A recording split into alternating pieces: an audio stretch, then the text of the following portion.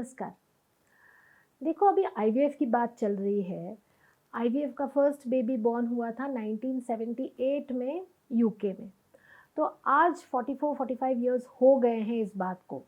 और इतने इतने दिनों में करीब करीब ऐसा कहते हैं कि more than 10 million babies born हो चुके हैं पूरे दुनिया भर में।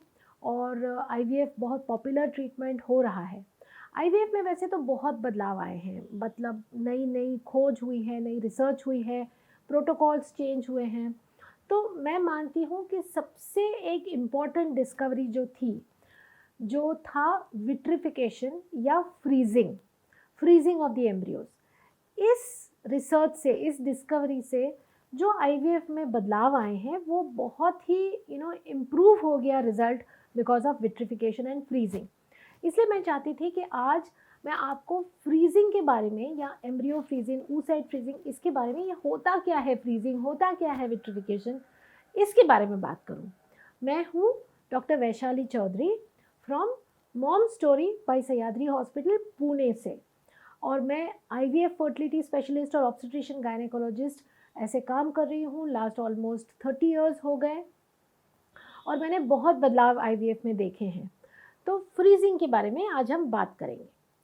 तो देखो ऐसा हुआ, पहले जब हम आईवीएफ करते थे तो वही प्रोसीजर था, हम इंजेक्शंस लगाते थे हार्मोन्स के, एग्स बनाते थे, फॉलिकल्स ग्रो होते थे, फिर हम उन फॉलिकल्स को नीडल डाल के एनेस्थीसिया के अंडर एग्स निकालते थे और उन एग्स में से बेबीज़ बनाते थे। और बेबीज़ बनाने के बाद फिर हम फ्रेश ट्रांसफ़र करते थे। कभी हम डे 3 पे करते थे, कभी हम डे 5 पे भी कभी कभी करते थे। लेकिन एक बात आपको समझनी चाहिए कि जब हम ये हार्मोन्स के इंजेक्शंस देते हैं तो ब्लड में हार्मोन्स की मात्रा बहुत ज़्यादा बढ़ जाती है। अब ये हार्मोन कौन सा होता है? ईस्ट्राडियोल, ईस्ट्राडियोल हार्मोन होता है। तो जब ऐसा देखा गया था कि ये जब लेवल बहुत ज़्यादा बढ़ जाती थी और उसी हालत में हम एम्ब्रियो ट्रांसफ़र करते थे तो प्रेगनेंसी तो हो जाती थी, लेकिन प्रेगनेंसी का जो हार्मोन है जिसको बीटा एचसीजी बोलते हैं वो प्रेगनेंसी के साथ खूब बढ़ता था। और ये बीटा एचसीजी हार्मोन और बड़ा हुआ ईस्ट्राडियोल, ये दोनों का एक अजीब रिएक्शन बॉडी में हो जाता था। और उसका रिजल्ट ये होता था कि बॉडी के अंदर पानी का प्रमाण बहुत ज़्यादा बढ़ जाता था।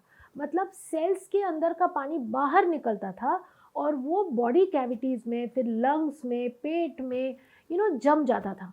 और जिसकी वजह से ब्रीदिंग डिफ़िकल्टीज़ होती थी, पेट में बहुत अनकंफर्टेबल होता था। और ये पानी मतलब 10 लीटर, 4 लीटर, 5 लीटर इतना बढ़ जाता था बॉडी के अंदर का, जिससे बहुत दुविधाएं होती थी, पेशेंट की कंडीशन सीरियस हो जाती थी, कभी कभी आईसीयू में चली जाती थी पेशेंट और लाइफ थ्रेटनिंग भी हो जाता था। इसी कंडीशन को बोलते थे ओवेरियन हाइपरस्टिमुलेशन। अब रिसर्च हुई विट्रिफिकेशन या फ्रीजिंग की। पहले तो फ्रीजिंग था कि -196 डिग्रीज पे अपने को एम्ब्रियोज फ्रीज करने, लेकिन जो बॉडी टेम्परेचर है 37 डिग्रीज या हमारा जो काम करने का टेम्परेचर है +37 डिग्रीज, वहाँ से जाना है अपने को -196 डिग्रीज। तो ये जो प्रोसेस था ये स्लो फ्रीजिंग होता था, धीरे धीरे धीरे धीरे टेम्परेचर कम किए जाते थे।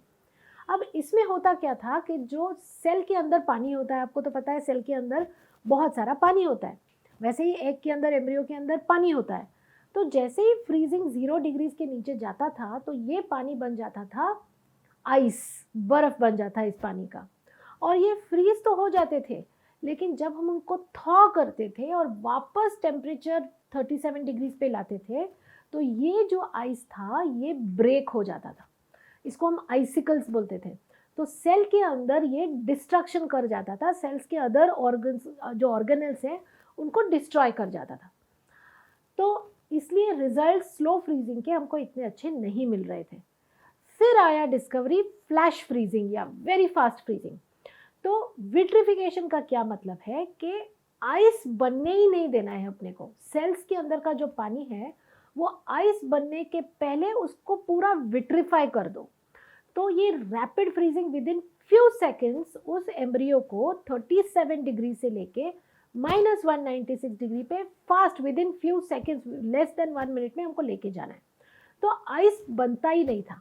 और ये प्रोटेक्शन के लिए हम क्रायो प्रोटेक्टेंट्स, जो कुछ केमिकल्स होते हैं, एम्ब्रियो को कोट कर जाते हैं वो क्रायो प्रोटेक्टेंट्स, जिससे एम्ब्रियो प्रोटेक्टेड रहता था। तो अब ये फ्रीजिंग सेफली होने लगा, क्योंकि जब हम ऐसे विट्रीफाइड एम्ब्रियोज को वापस थॉ करने लगे और 37 डिग्रीज पे लाने लगे, तो ये एम्ब्रियोज बिल्कुल सेफ रहने लगे, इनमें कोई डिस्ट्रक्शन नहीं होता था। जैसे हमने फ्रीज किया उसी हालत में हमको ये एम्ब्रियोज मिलने लगे। हाँ, ये जरूर है कि एकदम गुड क्वालिटीज़ के एम्ब्रियोज ही ये फ्रीजिंग और थॉइंग सहन करते हैं। अगर तुम पुअर क्वालिटीज़ के एम्ब्रियोज फ्रीज करोगे तो उनका थॉइंग के बाद इतना अच्छा परफॉर्मेंस नहीं होगा और एम्ब्रियोज इतनी अच्छी हालत में नहीं मिलेंगे। तो जब से विट्रिफिकेशन आया है, तो हमको ये जो आईवीएफ है इसकी हम दो हिस्सों में बांटने लगे। पहले हिस्सों में हम सिर्फ एम्ब्रियोज बनाने लगे, उनको फ्रीज करने लगे, और दूसरे हिस्से में जब आपकी हार्मोन्स की मात्रा नॉर्मल हो जाए पीरियड आने के बाद, तब दूसरे महीने में हम ट्रांसफ़र करने लगे। और इससे हमारे रिजल्ट्स में ऑलमोस्ट 20-25% का बदलाव आया। जो हमको 30-40% के रिजल्ट्स मिलते थे, अब हमको 60-65% के रिजल्ट्स मिलने लगे, और इसलिए आईवीएफ करने में हमको ज़्यादा कॉन्फिडेंस लगने लगा। तो ये थी आज की स्टोरी विट्रिफिकेशन के बारे में। ऐसी कई कहानियाँ हैं, बाकी नेक्स्ट वीडियो में। Thank you very much. आपको कोई डाउट्स हो तो हमको पूछिए, हमारे मेंशन किए हुए लिंक में जो नंबर है, मैं या मेरे टीम मेंबर्स कोई भी आपके डाउट्स का ज़रूर जवाब देंगे।